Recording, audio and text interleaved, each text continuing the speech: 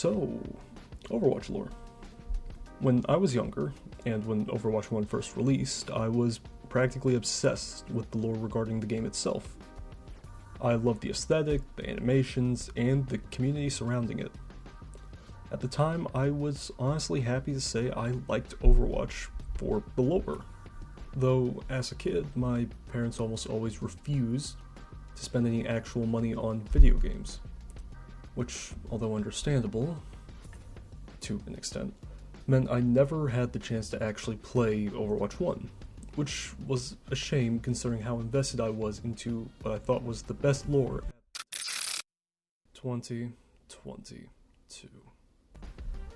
In October of 2022, Overwatch servers were officially shut down in preparation for the launch of Overwatch 2, as well as the release of one of what I will deem the worst characters to hit the Overwatch lore, and the bane of my own personal existence, Kiriko. This 21-year-old, unemployed, skin-hogging, self-insert of an Overwatch character was one of the worst things to hit the Overwatch lore for one reason: consistency. The Overwatch lore at the time was, although having some holes, pretty solid regarding both the timeline and the cross-checking of both instances and points of interest in the history. Until Kiri showed up. To those that don't know, during the span of Overwatch 1, one thing was made clear by the dev team and the lore team. No magic. Everything will be based in technology and explained by so to some extent or another. Now you may be thinking, but error, what about the Shimada brothers and their dragons? And I'll be honest, I don't know. This entire clan basically throws it all out the window. Sure, I can claim that Genji's is just like a flourish of sorts, considering he uses his sword and not an actual dragon as a weapon. But Hanzo has fucking 2 of them, and it's concerning why and how, and it's only ever listed in the lore and in his description as a spirit. And then Kiriko also has a fox spirit and... Okay, I've calmed down a bit. So the clan already defies the basics that were initially set. Now what about the timeline, huh? Let's take a look at this. Hold on, give me just a second. Kiriko's mother trained Genji and Hanzo Shimada in the way of the sword, as well as other ninja skills such as how to walk climb. As such, Kiriko both grew up and learned alongside the duo, becoming a sort of cute little niece figure to them. Okay, so she trained with them, right? So the brothers had to be fairly young at the time, right? No. Genji is 37 and Hanzo is 42 at the point of the events of Overwatch 2.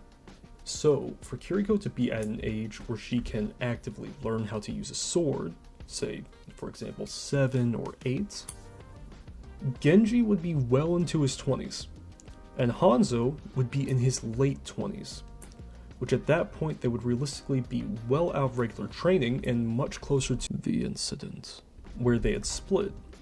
Unless Kiriko was learning at a really young age, say closer to 4 or 5, it just doesn't add up.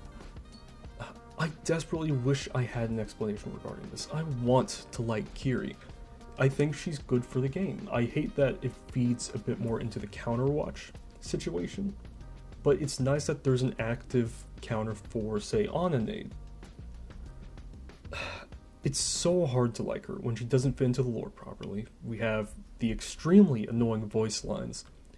And don't get me fucking started on the skin situation! I'll be honest, I don't know why I was so invested into this when I was younger.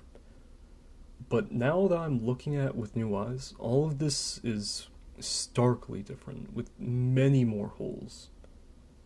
It's a bit of a shame I'm more aware of this now, but the fact is the lore developed in Overwatch 1 is basically out the window.